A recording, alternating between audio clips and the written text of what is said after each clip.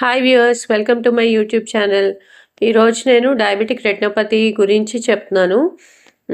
Diabetic retinopathy అంటే diabetes వల్ల వచ్చిన రెటినోపతి. అంటే షుగర్ ఎక్కువ అవడం వల్ల, ఫ్లక్చువేట్ అవ్వడం వల్ల, హై బ్లడ్ షుగర్స్ ఉండడం వల్ల, అబ్నార్మల్ బ్లడ్ షుగర్స్ ఉండడం వల్ల, హైపర్ గ్లైసీమియా ఉండడం వల్ల, లేకపోతే alternating hyper glycaemia and hypoglycaemia ఉండడం వల్ల, పర్సిస్టెంట్ హై బ్లడ్ షుగర్స్ ఉండడం వల్ల, ఇన్సులిన్ రెసిస్టెన్స్ ఉండడం వల్ల బ్లడ్లో షుగర్స్ రైజ్ అయ్యి ఎలివేట్ అయ్యి ఈ డయాబెటిక్ రెటినోపతి వస్తుంది. It's related to eye problem అనమాట. ఐస్లో వస్తుంది, రెటినా ఇన్వాల్వ్ అవుతుంది. So diabetic retinopathy. సో ఇందులో మనం ఏమేమి చూస్తాం? యాజ్ అ డాక్టర్ నేనైతే ఏం చేస్తాను, ఎర్లీగా డిటెక్ట్ చేయడానికి ట్రై చేస్తాము, స్టేజింగ్ చేస్తాము, డయాబెటిక్ రెటినోపతి సిస్టమిక్ కంట్రోల్ చేస్తాము, టైమ్లీ రిఫరల్ అండ్ ట్రీట్మెంట్. అంటే ఆఫ్థల్మాలజిస్ట్కి రిఫర్ చేయాలి. ఆఫ్థల్మాలజిస్టే డయాబెటిక్ రెటినోపతిని ట్రీట్ చేయగలరు. సో ఎర్లీగా డిటెక్ట్ చేసుకోవడం వల్ల సర్జరీ వరకు వెళ్లకుండా ఉంటుంది. స్టేజింగ్ చేయడం వల్ల మనకు గ్రేడింగ్ ఆఫ్ ద డిజీజ్ తెలుస్తుంది. డయాబెటిక్ రెటినోపతి ఏ స్టేజ్లో ఉంది అనేది మనకు తెలుస్తుంది. సిస్టమిక్ కంట్రోల్, కొన్ని మెడికేషన్ ఉంటాయి, అవి ఇవ్వడం వల్ల అది కంట్రోల్ అవుతుంది disease. Timely referral and treatment, కరెక్ట్గా మనం ఆఫ్థల్మాలజిస్ట్ కరెక్ట్ టైంకి రిఫర్ చేసామంటే ఎర్లీ స్టేజ్లోనే డిటెక్ట్ అయ్యి మనం దాన్ని ట్రీట్ చేసుకోవడానికి హెల్ప్ అవుతుంది. అండ్ హైపర్ గ్లైసిమియా లేకపోతే abnormal blood sugars, high HbA1c, ఏదైనా డయాబెటిక్ ప్రొఫైల్ బాగాలేదు, ఆ బ్లడ్ షుగర్స్ని కంట్రోల్ చేయడం వల్ల కూడా ఈ డయాబెటిక్ రెటినోపతిని కంట్రోల్ చేయొచ్చు. First thing, confirm the diagnosis and stage. అసలు డయాగ్నోసిస్ ఎలా కన్ఫర్మ్ చేయాలి? నాన్ ప్రొలిఫరేటివ్ డయాబెటిక్ రెటినోపతి ఉంటుంది, ప్రొలిఫరేటివ్ డయాబెటిక్ రెటినోపతి ఉంటుంది, డయాబెటిక్ మ్యాక్యులర్ ఎడిమా ఉంటుంది. నాన్ ప్రొలిఫరేటివ్ డయాబెటిక్ రెటినోపతి అంటే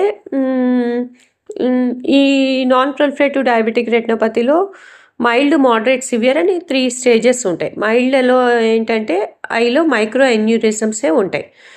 మోడరేట్ స్టేజ్కి వచ్చేసరికి హెమరేజెస్ ఉంటాయి, ఎక్సుడేట్స్ ఉంటాయి.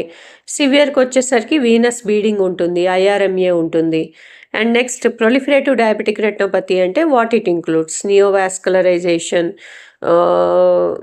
విట్రియస్ హెమరేజ్ ఉంటుంది, ట్రాక్షనల్ రెటినల్ డిటాచ్మెంట్ ఉంటుంది. అంటే న్యూ బ్లడ్ వెసల్స్ ఫామ్ అవుతాయి రెటినా మీద. So this is proliferative diabetic retinopathy. Neovascularisation, vitreous haemorrhage, tractional retinal detachment, retina detach అవుతుంది అనమాట. Next diabetic macular oedema. ఈ మ్యాక్యులా దగ్గర రెటినల్ థిక్నింగ్ చూస్తాం. Most common cause of visual loss అనమాట ఇది diabetic macular oedema. Next ఇవి classification అనమాట: non proliferative diabetic retinopathy, proliferative diabetic retinopathy and diabetic macular oedema. Immediate clinical actions. ఒక ophthalmologist diagnose చేశారు diabetic రెటినోపతిని, ఏం చేస్తారు? Systemic control, strict metabolic control, slows progression. First HbA1c ఐడియల్గా <7% వచ్చేటట్టు చూస్తాం. ఒకవేళ patient వచ్చినప్పుడు మనం HbA1c చేస్తే, HbA1c అంటే 6 months యావరేజ్ బ్లడ్ షుగర్స్ అనమాట. పర్సంటేజ్ ఉంటుంది 7 to 8, 8 to 9, 9 to 10 అలా ఉండొచ్చు. డయాబెటిక్స్కి మోర్ దెన్ 10, 12% కూడా చూశాను నేను.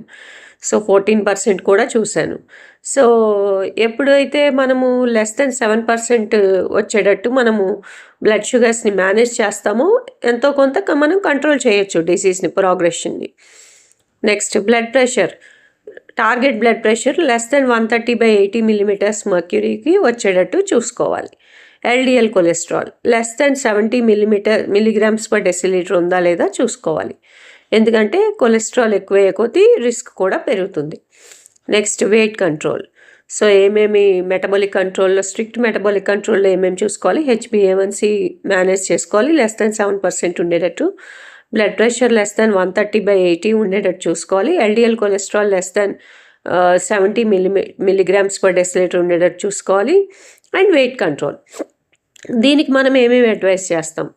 రెగ్యులర్ ఎక్సర్సైజ్ చేసుకోమంటాం, brisk walking, balanced diabetic diet, stop smoking alcohol మానేమంటాం, బ్యాలెన్స్డ్ డయాబెటిక్ డైట్ తీసుకోమంటాం, and regular exercise చేసుకోమంటాం.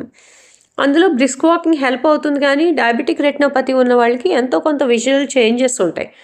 So with the help of support and trainer వాళ్ళు నడవడానికి ట్రై చేయాలి. ఒక్కళ్ళే వెళ్ళిపోయి నడిచేటప్పుడు history of false and injuries ఉంటాయన్నమాట. గబుక్కుని కళ్ళు కనిపించక పడిపోయి కాళ్ళకి చేతులకి దెబ్బ తగలడం, ఒక్కోసారి మేజర్ ట్రామాస్ కూడా జరిగే ఛాన్స్ ఉంటుంది. సో మీ విజన్ లాస్ లేదు, ఎర్లీ డయాబెటిక్ రెటినోపతిలో ఉన్నారు, మీరు స్ట్రిక్ట్ మెటబాలిక్ కంట్రోల్ చేయాలి, మీరు వాకింగ్ చేయొచ్చు.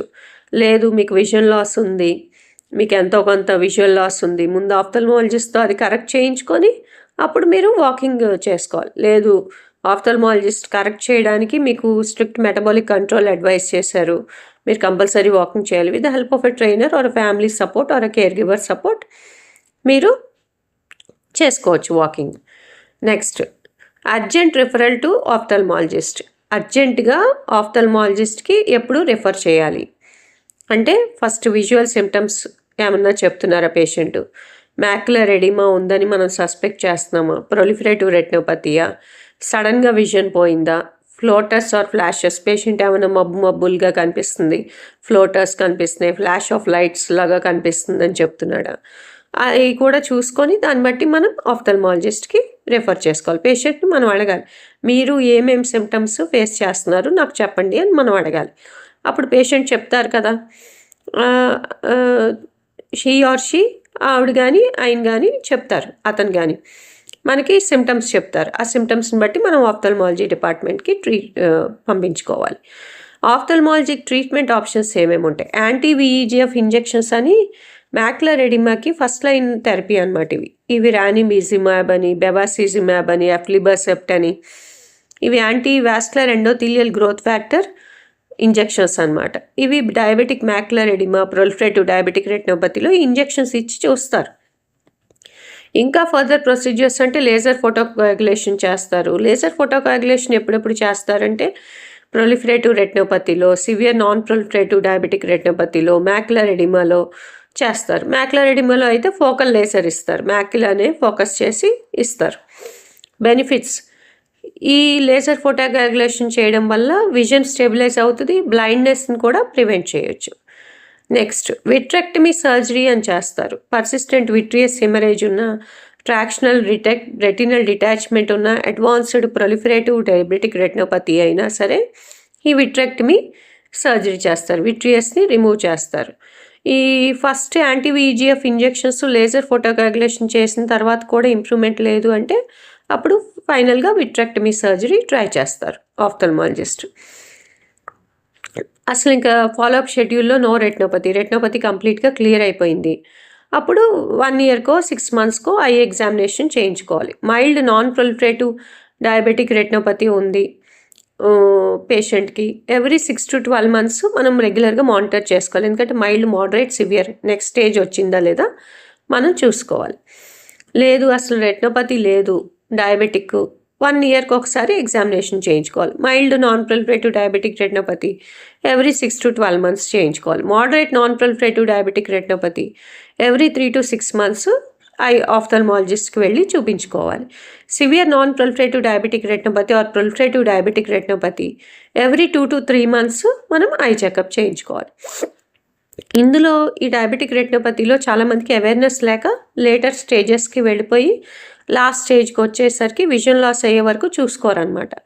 సో మనం పేషెంట్ ఎడ్యుకేషన్ చేస్తే వాళ్ళు చూసుకుంటారు. డయాబెటిక్స్కి మనం చెప్పాలి, సడన్ బ్లర్డ్ విజన్గా ఉన్న, బ్లాక్ స్పాట్స్ ఉన్న, ఫ్లాషెస్ ఆఫ్ లైట్ ఉన్న, లేకపోతే విజన్ చూస్తున్నప్పుడు ఒక కట్టెన్ వచ్చి పడుతున్నట్టు అనిపించిన, సో అంటే ఏదైనా అడ్డుగా అనిపిస్తున్నా, ఇలాంటివి ఏమన్నా కనిపించినా మనం వెంటనే ఆఫ్థల్మాలజిస్ట్ని కన్సల్ట్ చేయాలని మనం పేషెంట్కి చెప్పాలి.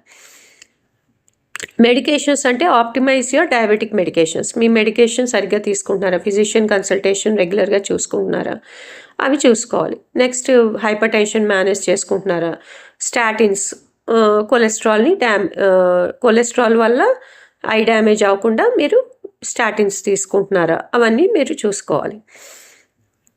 అండ్ ఎర్లీ స్క్రీనింగ్ అంటే డయాబెటీస్ టైప్ 1 డయాబెటీసా, టైప్ 2 డయాబెటీసా, లేకపోతే ప్రెగ్నెన్సీ విత్ డయాబెటీసా, దాన్ని బట్టి మీరు ఐ ఎగ్జామినేషన్ చేయించుకోవాలి.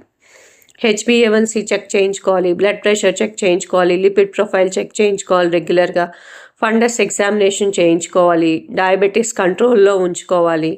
ఆఫ్థల్మాలజీ రిఫరల్ పెట్టాలి కొంతమందికి అవసరమైన వాళ్ళకి. Thank you, please subscribe.